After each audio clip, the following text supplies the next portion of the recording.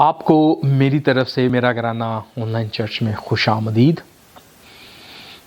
جیسا کہ آپ کو معلوم ہے، مرکز کی انجیل کا تفصیلی مطالعہ ہم کر رہے ہیں جمعرات رات 9 بجے، اور اب ہم باب 4 میں ہیں اور اس کے آخری حصہ میں ہیں، اور اس حصہ میں ایک سوال کیا جاتا ہے کہ یہ کون ہے؟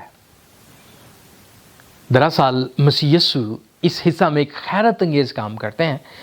جب وہ اس کے شاگرد دیکھتے ہیں تو وہ حیران رہ جاتے ہیں کہ یہ کون ہے مسیح؟ تو اس کا جواب مرکز دیتا ہے، لیکن ان دنوں جب ڈاکٹر ذاکر نائک دورہ کر رہے ہیں پاکستان کا، تو اس میں بھی وہ کہہ رہے ہیں کہ مسیح نے کہا کہ میں خدا ہوں اور میری عبادت کرو۔ تو ابھی تک اگر آپ پہلے 4 ابواب کی تفسیر ہمارے ساتھ کر رہے ہیں، سیکھ آئے ہیں، سمجھ آئے ہیں جو ہم نے کی، تو اس کے مطابق ہم نے پیشن گوئیوں کے مطابق اس بات کو ثابت کیا کہ مسیح یسوع خدا ہے۔ مرکز پہلی آیت میں ہی اس بات کا اقرار کرتا ہے کہ مسیح ابن خدا کی خوشخبری کا شروع۔ اس کے ساتھ ساتھ جب دوسری آیت اور تیسری آیت لکھتا ہے تو وہ وہاں پر یسایہ نبی کی پیشن گوئی کے مطابق مسیح کو یہوہ خداوند پیش کرتا ہے۔ اس کے ساتھ ساتھ وہ 7ویں آیت میں مسیح کو اپنے سے زوراور سمجھتا ہے، اور انجیل میں اس بات کا ذکر موجود ہے کہ جب یوحنا استباغی مسیح کے بارے میں کہتا ہے کہ وہ مجھ سے زوراور ہے، میں اس کی جوتیوں کے تسمے بھی کھولنے کے لائق نہیں، تو وہ یہ بھی فرماتا ہے کہ وہ مجھ سے مقدم ٹھہرا کیونکہ وہ مجھ سے پہلے تھا یا پہلے ہے۔ اسی طرح آسمان سے آواز آتی ہے کہ یہ میرا پیارا بیٹا ہے جس سے میں خوش ہوں۔ پھر آپ دیکھتے ہیں کہ مسیح کی تعلیم اور معجزوں سے لوگ حیران ہیں، انہوں نے کبھی ایسے تعلیم اور معجزے نہیں دیکھے۔ پھر ہم یہودی عالموں کو یہ سوال کرتے ہوئے دیکھتے ہیں کہ یہ کیسے گناہ معاف کر سکتا ہے، کیونکہ یہ اختیار تو خدا کے پاس ہے۔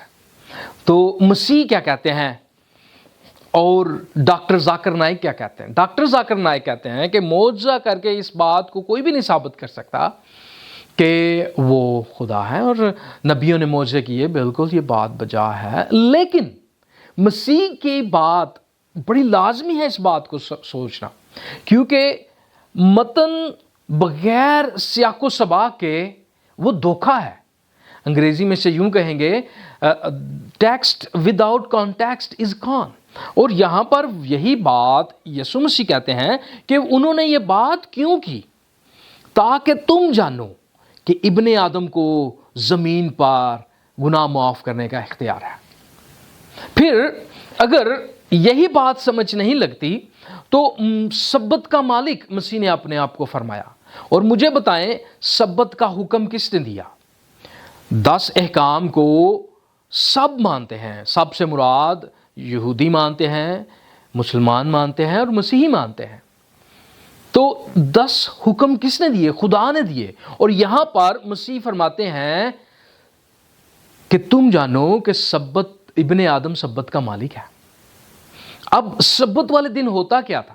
سبت والے دن عبادت کی جاتی تھی، آرام کیا جاتا تھا، سکون کیا جاتا تھا۔ تو مسیح یسوع جب کہتے ہیں کہ میں سبت کا مالک ہوں، ابن آدم سبت کا مالک ہے، تو اس سے مراد کیا ہے؟ کہ وہ عبادت کے لائق ہے۔ جب تم سبت مناؤ تو مجھے یاد کرو۔ اسی کے ساتھ ساتھ اگر آپ آگے بڑھتے ہیں، تیسرا باب پڑھتے ہیں، آپ کو مختلف سوالوں کے جواب مسیح دیتے ہوئے نظر آئیں گے، اور پھر اس کے بعد 4 باب میں مسیح تمثیلوں کے ساتھ تعلیم دیتے ہیں، اور تمثیلوں میں مسیح اپنے آپ کو ثابت کرتے ہیں کہ وہ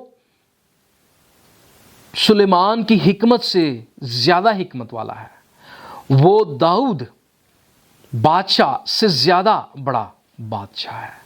اس کے ساتھ ساتھ جب وہ 12 شاگردوں کو چنتے ہیں تو وہ موسیٰ سے بھی اپنے آپ کو بڑا ثابت کرتا ہے، اور اس کے ساتھ ساتھ جب مسیح یسوع ہوا اور پانی کو حکم دیتے ہیں اور وہ اس کا حکم مانتے ہیں، تو کلام کو پڑھنے والے لوگ، یہودی لوگ جو 12 سال کی عمر میں توریت کو یاد کرتے ہیں، وہ لوگ جنہوں نے خدا کو پرانے عہد نامہ میں دیکھا تھا، وہ کہتے ہیں کہ یہ کون ہے جس کی ہوا اور پانی بھی حکم مانتے ہیں۔ اگر آپ مزید جاننا چاہتے ہیں اس متن کے بارے میں اور مسیح یسوع کیسے اپنے آپ کو خدا ثابت کرتے ہیں تاکہ ہم اس کی عبادت کر سکیں، تو آپ ہمارے ساتھ شامل ہوں جمعرات رات 9 بجے، اور ہم مل کر اس کو سیکھیں گے کہ مسیح کون ہے۔ خداوند آپ کو برکت دے۔ آمین۔